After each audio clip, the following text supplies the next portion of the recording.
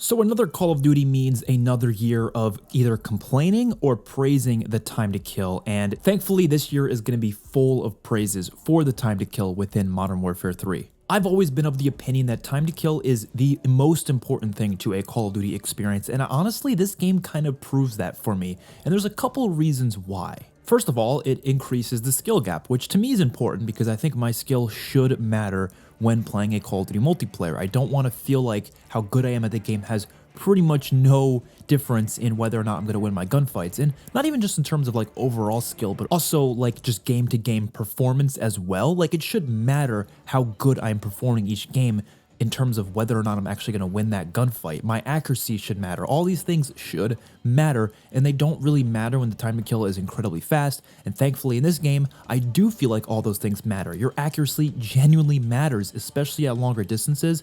Like in Modern Warfare 2, previous Modern Warfare 2, the one that just came out last year, I felt like your accuracy at longer distances, like, it really depends how far the distance was. If it was very far off, then yes, okay, sure, your accuracy will matter, but once you get to like medium range and especially close range, you do not need to care about how accurate you are. You will definitely be able to kill people as long as, you get those first two shots on, which usually happens with how heavy the aim assist was. And of course, this game, the aim assist is not that heavy. So when you combine that with a slower time to kill, you really have to be accurate in this game. And I'm noticing a lot of people who are really getting frustrated with the game because they're just not able to hit their shots and they're blaming the time to kill for it. But in reality, that just means you have to get better. Like, honestly, I know it's like a very cliche answer. Like everyone always says, oh, just get good, but it's a pretty decent response because yeah, that's part of Call of Duty. You're supposed to try to get better, perform better, so you can have better games later on. That's kind of just part of how Call of Duty has always worked. Another big reason I love slower time to kill is because it actually makes it so rushing is encouraged.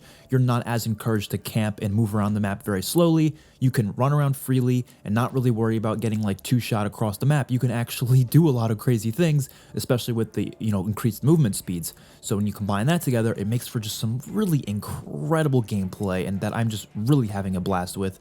And I think one of the other main things that also it makes a big difference with slower time to kill is that gunfights actually exist, and I do really have fun in gunfights between other players. I think that's a good thing. I don't like when the gunfight ends in like less than 100 milliseconds, or I guess in, most cases for Call of Duty, it was like 150 milliseconds or so. This Call of Duty, it's more like 250 to 300 milliseconds, which is closer to the slower time to kill Call of Duty games.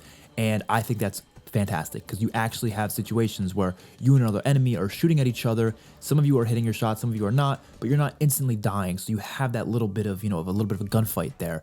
And especially when you combine that with other players and such, I just love that gameplay flow. I think it makes the pacing of the match a lot better as well. And you're just in the action longer. There's less of that, getting insta-killed and having to go all the way back to your spawn and running back to the action, getting insta-killed again. No, even if you keep dying, at least you're part of the action for a longer period of time. And you might be wondering to yourself, Fusion, you've made so many videos like this before. I've seen you talk about time to kill and the importance of it many, many, many, many times. So why are you making this video? What new thing do you have to offer? Or are you just recycling videos just for the sake of it? And I do have something new to offer, which I'm about to mention right now. So in Modern Warfare 3, the thing that I noticed while playing this game with the slower time to kill is that I found myself not caring about a lot of other design choices because of the time to kill. And these design choices I cared about in the other Call of Duties that had faster time to kills. And let me give you some examples. One of the main things is mounting. I really hated mounting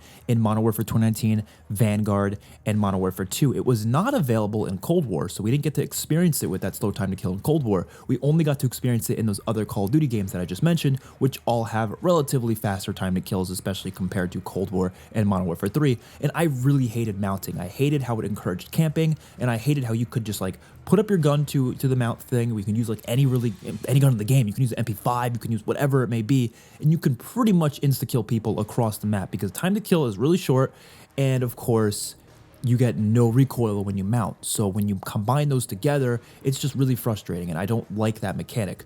In this game, though, I've been mounting myself a lot, and I've been seeing other players doing it, and I don't mind it as much because they're not insta-killing across the map. They still have to put enough shots into the player to at least make a difference, and I don't see it being a game-breaking mechanic anymore, which is kind of crazy to me. And mounting's not the only thing either. Another thing that I really did not like in some of the other Call of Duty games was doors. Now, doors just really frustrating. Again, something that was not in Cold War. It was only in Modern Warfare 2, Modern Warfare 2019, and Vanguard. It was kind of in Cold War with like the fire team modes, but that doesn't really count the same way. And then of course in Vanguard, you could actually destroy the doors, which I thought was a better mechanic than not being able to destroy them, obviously. But in this game, we have doors again, and I wasn't crazy to hear that. I didn't like those mechanics in the other Call of Duty games, but I don't see it as such a big problem anymore because the time to kill is slower. And one of the biggest issues with doors was the fact that, let's say someone's camping out in a room and has all the doors closed. Now, if you now walk into that room, they're going to hear that giant slam of the door when you open the door. Even if you creep the door open a little bit, which is just kind of annoying, like no one wants to play that tactically in a Call of Duty arcade shooter, unless you're playing search and destroy. But if you're playing any other respawn mode, you don't want to tactically go through every door you come across. So normally you just barge in through the door, and if someone was just aiming down at the door, you would be insta-killed, and with that fast time to kill, of course. But when you now have the slow time to kill in this game, I don't find myself getting into those similar situations, because if I barge into a room where someone's hiding in there and the door's shut, they're obviously going to hear the door, they're going to turn around and start shooting at me. But because the time to kill is slower, if they're not very accurate with their shots and they don't hit all of them, I could fight back. I have a chance to fight back and still kill them. So I'm not punished for rushing in there. I'm still slightly at a disadvantage because yes, they are likely still going to get the first few shots on me, but it's not a guaranteed kill for them just because they were camping and ADSing at a door. That is why it works so well, and I don't hate doors anymore. I don't hate mounting either. I did not think this would happen, but it kind of did. And another thing that I kind of always knew, but I didn't really think about it until now as well, is spawns. Like, I don't mind bad spawns as much when you have a slower time to kill, because again, if someone spawns behind you, well, they still have to be a decent player to kill you, because if they miss their shots, well, then you now have a chance to turn around and fight back and actually win that gunfight. So again, another thing that is, not a good thing in this game, in my opinion. It's a mechanic I wouldn't mind if it changed.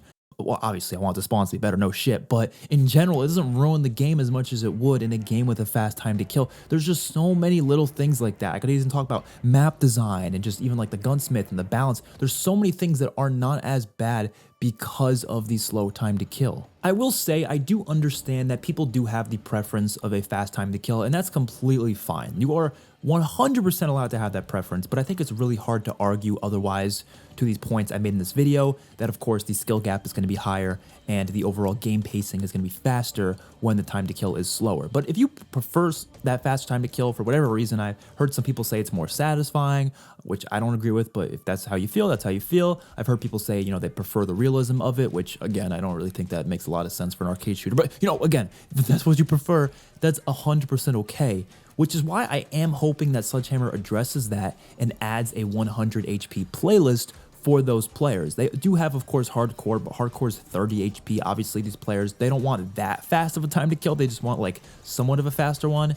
And I understand that. Like, I do get it. I was the same way in Vanguard. I really wanted a slow time to kill, and they did add an overclocked mode, that's what they called it in Vanguard, where it had slower time to kill. Unfortunately, it was an LTM and wasn't always in the game, but I really enjoyed that mode and it completely changed the game for me. So I am hoping they add this as a permanent mode for people who want to play that, mainly so we don't have to hear them complaining about it all year, because I know that's going to happen, and I'm really worried Sledgehammer is going to make a change. I'm already hearing so many people online saying they prefer like 125 HP, or just overall they prefer a faster time to kill, and I really don't want to see that happen. I really love how it currently is. I think it plays wonderfully, and I have zero issues with it. So if Sledgehammer wants to, appeal to those players, don't, completely change the core gameplay. Just add in that separate playlist for those people. And if they want to play it, they can. If they don't, they can go back to Modern Warfare 2 or the fast time to kill.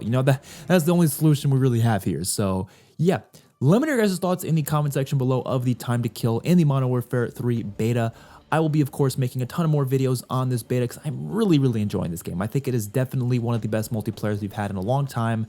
And of course, it's just the beta. The full game is still yet to come. And of course, all the DLC is probably going to be really exciting. So I will see you on the next one. Peace out.